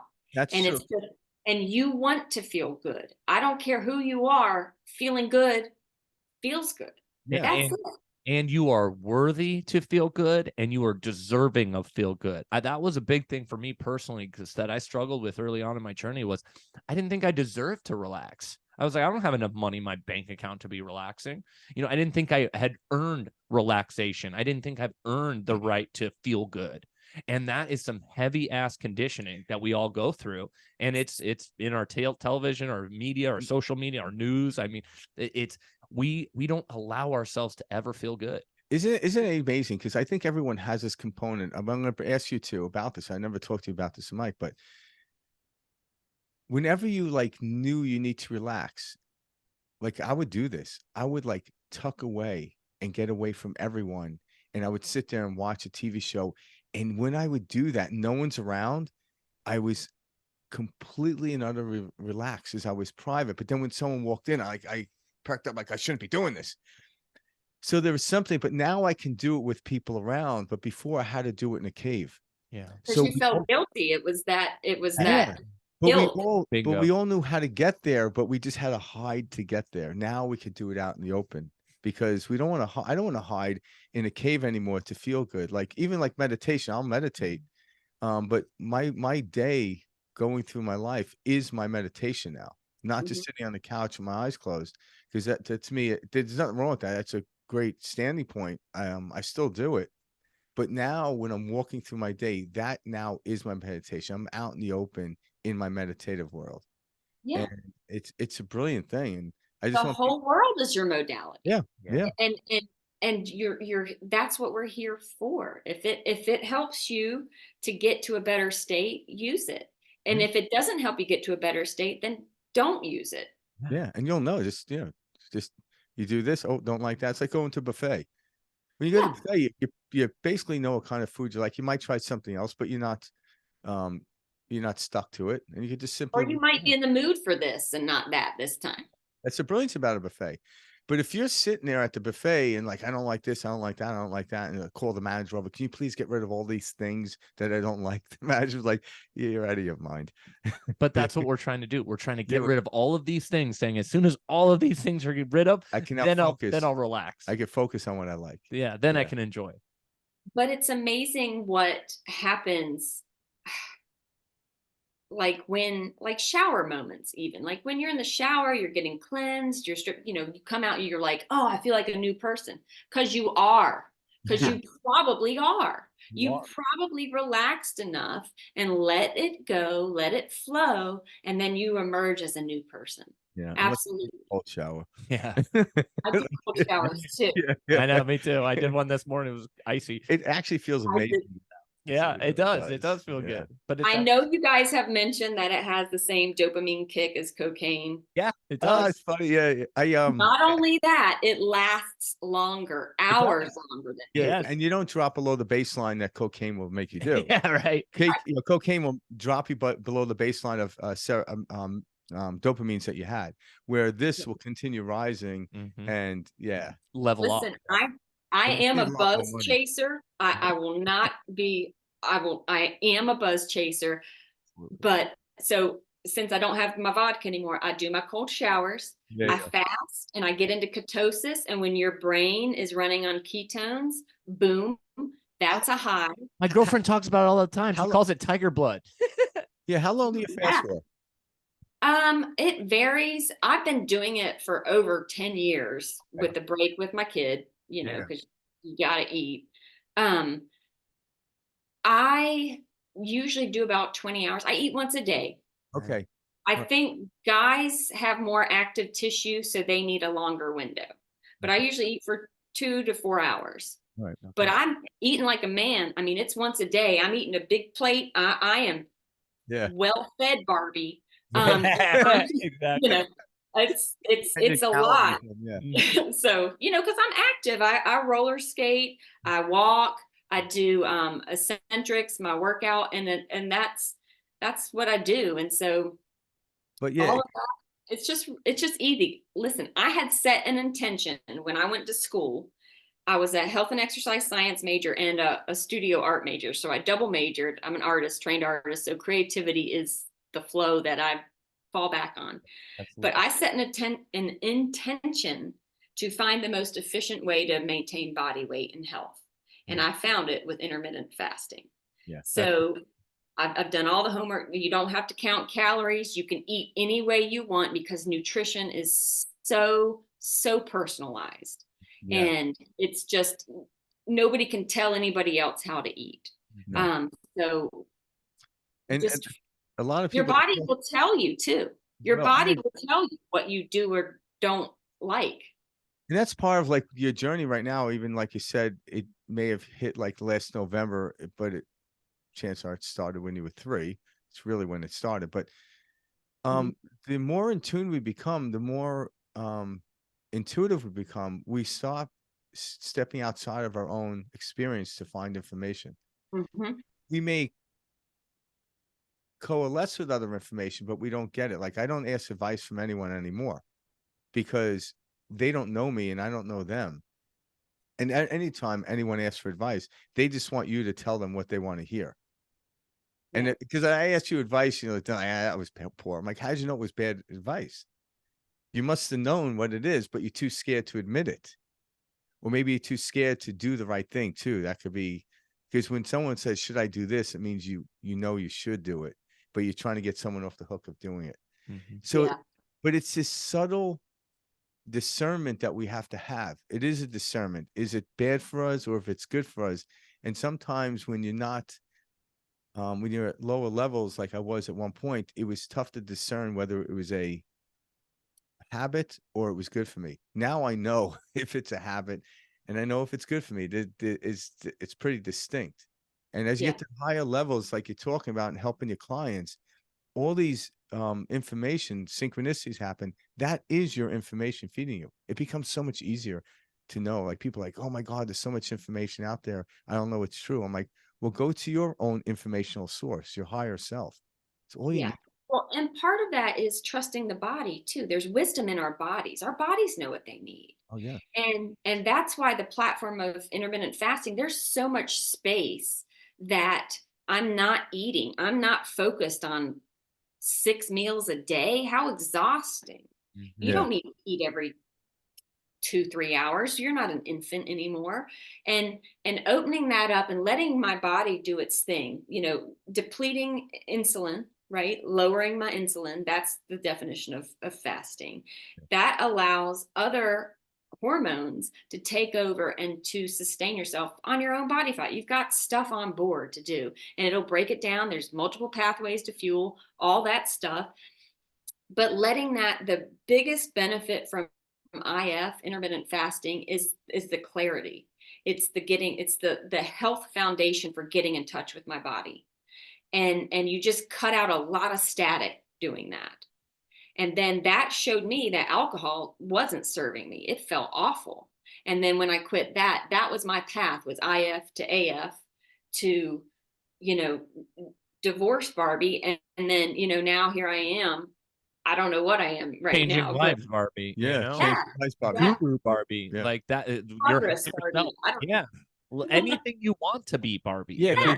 Yeah. That's it. Our what we call so-called future is open. Like I even hear scientists talking about one day, they don't know exactly when, that humans won't need food. Mm-hmm. Because Yeah. I notice when I do fast, I tap into this electromagnetic field, not the chemical field. So when you eat food, there's a chemical breakdown. And when you step over that boundary, the food actually can make you tired. So we think Yeah. we need to run on food. I'm like, yeah, we do, but there's another level of electromagnetic field. It's kind of like how the Tesla car doesn't need gasoline, Mm-hmm. so to Same speak. like the tribes out there that get energy from the sun, and so they have to Yeah. consume less. Like they are physically getting energy from the sun. But it all comes down to where you are, because that's the point I try to tell people. I'm like, where are you in your life? Don't, like, if you're still loving food and eating food, don't try to be a person that doesn't eat food. That's ridiculous. I still need food. I Yeah. just don't need to Yeah, eat it most of it, yeah. 4 hours a day. I'm going to eat it, but I'm going to tell you, the food that I eat tastes better than the food that you're going to eat 3 times that day. Oh Yep. yeah. I mean, like, I enjoy my food. It's a sensation as well as nourishment. It's an experience. Yeah. And if I'm eating 3-4 times a day, you're just sloshing through it. Yeah. The other benefit to fasting is that it allows me the freedom to be more in flow, because I don't have to interrupt to feed this thing. I can just keep going. And if I do get in flow, I don't have to eat. You know what I mean? Like All you felt that. Yeah. Time stops, hunger stops, all the above. And what's interesting is I've noticed about myself, like, that'll happen to me all day. It's like, I'm like, I ate something in the morning and it's like 7 o'clock at night. I haven't eaten anything. And all of a sudden in the past, I would feel tired and hungry. But till the moment I noticed I didn't eat, I didn't feel tired and hungry. So the belief actually created the thinking, created the tiredness, not the lack of food. And I understood that because you can fast for 36 days. You can do that. Like people have Yeah, done it. you People now can. are doing these Don't. 4-day fasts once a year. But it's funny when you get into the flow in life, all of a sudden you're like, oh my God, I haven't eaten. You actually start to change the frequency in your body. And that's what makes you tired and not feel good, not the lack of food. So we have to be careful about How what we story observe. we tell ourselves. And I had to learn to do that. I'm like, yeah, I didn't eat it. I'm like, who cares? It doesn't matter. I'm still alive, still talking. I'm like, my energy level never dropped and I'm okay. Yeah. So we realize we need less food than we think we do. But Yes. why are we told we need a lot of food? Well, the agriculture system is Well, uh, I mean, it's a oh yeah, consumerism, right? Like, yeah, you got to eat, you got to do this, you got to, yeah, you got to weigh a certain amount, you got to, there's all these body images, and it's all conditioning. yeah, And if you embrace this whole thing as your ticket, right, to reality, and you go work with it, you show it love, it will show you love, and you will be able to experience that. So that's kind of the heart of, I want people to become allies with their bodies. That's kind of what was my starting work with this, because it will provide for you what you need. It is self-sustaining to a point, but you still have to take care of it. It requires some maintenance, but do it lovingly. yeah, exactly. Piper, will you tell us a little bit about your book that you wrote? Tips, tricks, and tweaks for the if lifestyle. I want to make sure we touch on this before we wrap Yeah, up. I Make sure the appreciate that. Yeah, absolutely. I wrote a book on fasting, because I kind of ran out of people to talk about it with in my real life. So I'm just such a big fan of it, and it's listen, I'm a slave to efficiency. I love things to be simple. It requires discipline, but it is just the most rewarding thing, and it's very healthy. It's kind of how we were made to eat. We weren't made to have a McDonald's on every corner. We weren't made to be constantly fed like infants. So it just really opens it up. And because I have a group on Facebook and I moderated for a larger fasting group, you see it over and over. There is spiritual journey in fasting, in Yeah, the journey of fasting. So it's been really rewarding to see that too. Um, so you can't. It's very flexible. You can go, 8 hours all the way to whatever protocol you want to do, and it's flexible. It's forgiving, and you can just get in touch with your body that way. yeah. Where can our listeners get a copy of the book? Oh, yeah, I guess I should say it's on Amazon. Is it so they can go to Amazon, find the book located there? Yeah, we'll put a link below on that information. Yeah. Yeah, We just want to make sure. I know there's going to be people who are tuning in to this going, hey, I you want want to more contact? information on that. Now, there's other fasting books, but where this started for me was getting people to listen to their wisdom of their body. So it's got the structure of fasting. It tells you why, but it's all about listening to your body's signals, because it is communicating with us all the time. And that's So something we're often taught not to do by society, right. It's like, oh, you eat 1,200 calories, a day and do that. Oh, your body's different every day. This is a dynamic machine. It's amazing. It's beautiful to the, molecular level. It's complex and Yeah, gorgeous. So it's like starting from there, trusting it, teaching people to trust their body over some chart on a wall in a doctor's office. yeah, So yeah. Like they that's have all these that's my goal with that. they have these Love that. apps now that have measure macros, Mhm. and people Mhm. have to do those. I'm like, no, I already know how to eat. Like I know what food looks like, and I find it really interesting that people they program their food into these apps every day, Mhm. and what it is they're looking for results from the outside world, and they have this. It's kind of like it's a little nutty. Yeah. It really. I look. I don't say anything to them, but I'm like, wow, that's a tough way to. I remember one time asking someone like, how Fun. yeah. No, like Exactly. a client of mine had this watch on. It was like an Apple Watch or something. And I'm like, oh, how'd you sleep last night? She goes, well, let me find out. And I'm like, well, wait, hold on a second. Like, you know, like I know when I wake up in the morning how I slept by basically how I felt. She had a look Yeah. on how many, oh, I had like 2.5 hours of REM. Yeah. And I'm like, you're analyzing your sleep. I mean, knew how I she have an Yeah. Apple Watch too, and I do that, but I do know it's more to confirm I was how I gonna say, feel. you know, Yeah. exactly. But you know, and it's funny, like, oh yeah, I did wake up at that time, and you know, that's about it. But yeah, I mean, we weren't meant to be calorie counters. We Oh, weren't meant to be macro counters. We're just meant to be nourishers of ourselves. to be. And and to eat. And you know what? Your body's got this amazing thing called your appetite, and it will tell you when you've had enough or not. Your satiety signals will Yeah. be turned on with intermittent fasting Yeah. once you get the hang of it.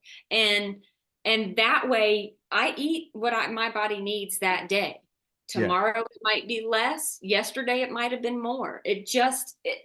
The more you do it, the more you just see how in tune and wise your body is. It's Yeah. just really cool. Because So we were, are you a pretty active person? yeah. Yeah. Because I mean, I enjoy moving. I like to walk. I walk like 5 miles with my friend. Oh, that's On Fridays. I do an old lady workout, I call it. It's called eccentrics, but it's just 22 minutes. It does your whole body and then you're done. And it feels amazing. It's for the fascia, connective tissue, all that. That's kept me in shape. My mom, I mention it all the time that my mom is like, oh, you dropped the E-bomb on me again, because I'm trying to get her to do it. Yeah. Because it's good for like if I could invent an exercise program, it would be that one. nice. And it's just, and I did yoga for 20 years and I like this so much better. It just feels better for me. So, but I do that. But yeah, I like to be active. I like to be high energy, hyper Piper, that was a There you go. well-earned, nickname. And So and that's the reason I bring that up, because a lot of times I talk to people about stuff and like listen to their body, like, well, how come when I sit down to watch TV, I want to eat cookies and cake? I'm like, it's because you want a dopamine hit. And mm, when you're more active, like you said, taking the cold shower, you have enough dopamine so you can watch a movie without needing to snack. Where because the body's not hungry, it's just I want something to do. well, it's conditioning too, right? Yeah, Like but it's that's like you're if you conditioning on the mindlessly snack in front of, oh, yeah. I think we're cutting out. You're frozen. Oh, it Oh, will come back. Are you It'll there? come back. yeah, Yeah, we you're hear right. you. Okay, there we go. Yeah, the audio did not break up. Okay.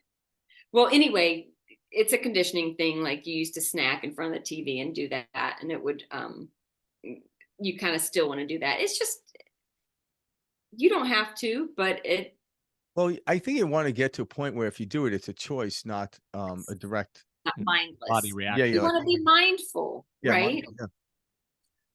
Because there's nothing, like we said at the beginning of the show, there's nothing inherently wrong to go have a snack and enjoy a movie. That's one of the reasons we're experiencing this realm. It's like to enjoy and have that. Yeah. It's just when that becomes every single day or the only way you can find yourself enjoying or finding pleasure or happiness, then we know, hey, there's a problem here. Yeah. And so it's again, all we're doing is dialing in our level of awareness. Yes. And the more we can become aware of why we feel certain ways, how this instrument works, this is how we live a whole life. This is how we begin to become our co-creator with this experience. Yeah. It's no longer, why is the world happening to me?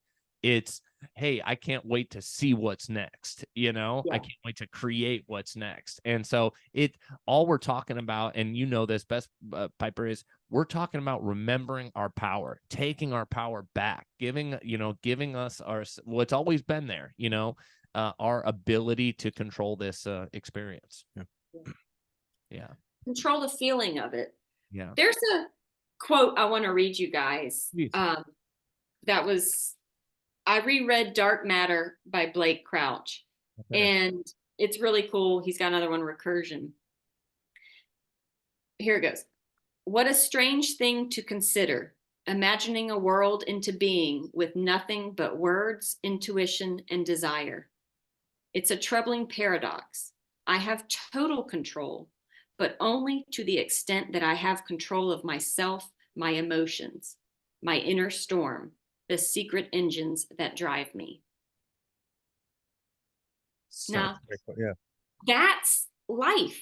I was just going to That's say how that. we do it. That's Yeah. exactly. That's the formula. That's everything. And And that's in a book, you know? Yeah. It's in countless books. And I Yes. think it is. It's and you mentioned this earlier. It's a lot more simplistic than we think. Mhm. Like if you want to get into the intellectual understanding of the complexity of science, and that's enjoyable to you, that's simple to you, but it's not needed. It's not needed at all to work in this world. 5-year-old kids Do it. perform magic every day, and they don't know even what the word quantum physics is Yeah. or Right. means. I barely know what it means, but Yeah. you know, yeah, I love that. And Yeah. that's exactly what this experience is about. You know, Yeah. we come into this world enjoy it. to remember who and what we are capable of, you know, and that's what you're doing on a daily basis with your clients, et cetera, Piper. So we really appreciate you, you know, coming on today to kind of share this background and story. And what we like to do too is we like to keep in touch. That way we can revisit later on and see Yeah. what else, you know, because like you said, you're experiencing synchronicities every single day. And the more we talk and have these types of conversations, it gives other people that little glimmer of, I know I can achieve this too, especially when we're letting them know this is for every single one of us. This isn't for the chosen ones. This isn't for non-sinners. This isn't for, we all have this spark that's within us. We all have it, and there is something interesting and something that we have to share with this world, and it's about relaxing into that being and finding, and most importantly, remembering who you are. Yeah. And so for those out there that are listening that want to contact you, how can they contact you? Yeah, what's the best way to reach you? They can actually get me on my new website, Divorce Doula CDC.com. Okay. And again, we'll put that at the bottom link so people can just tap on it. And I'd love to be your mirror if I resonate with anybody that's listening. And that's cool. I mean, if you can get through divorce, you know, if I can coach about divorce and coach about anything pretty much, I feel like, so whatever, you don't have to be divorcing or whatever, but yeah, I'd love that because I don't know, it's been a rewarding thing, and I like where I'm at. I like where I'm going. I do want to say this too. I love the quote, you can make a heaven out of hell and a hell out of heaven. And I think it's deciding which you want to be. And I want to live in heaven, right? I want to be in heaven right now.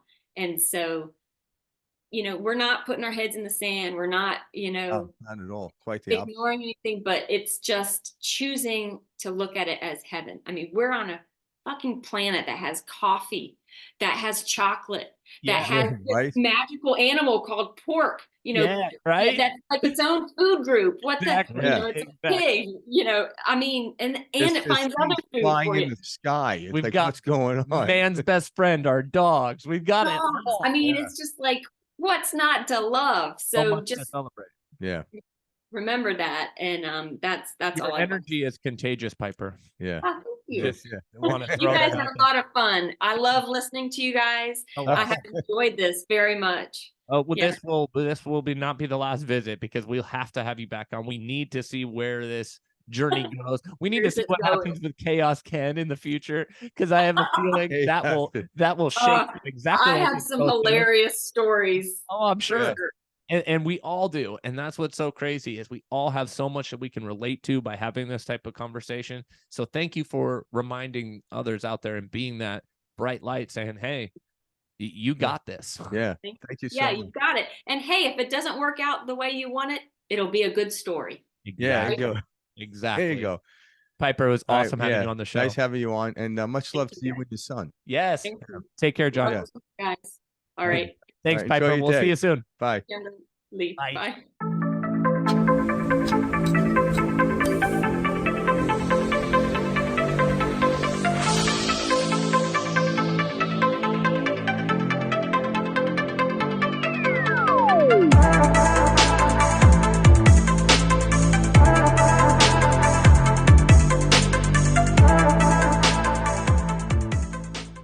Perspective Shift is brought to you by fdailycoaching.com. If you're seeking assistance to help navigate you through a difficult time or feel challenged to reach your full potential, Frank Daly can guide you to a perspective that will allow you to utilize your imagination and experience a more fulfilling and satisfying life. Frank has been working with people for over 20 years as a coach, helping them understand the power they have to transform their lives.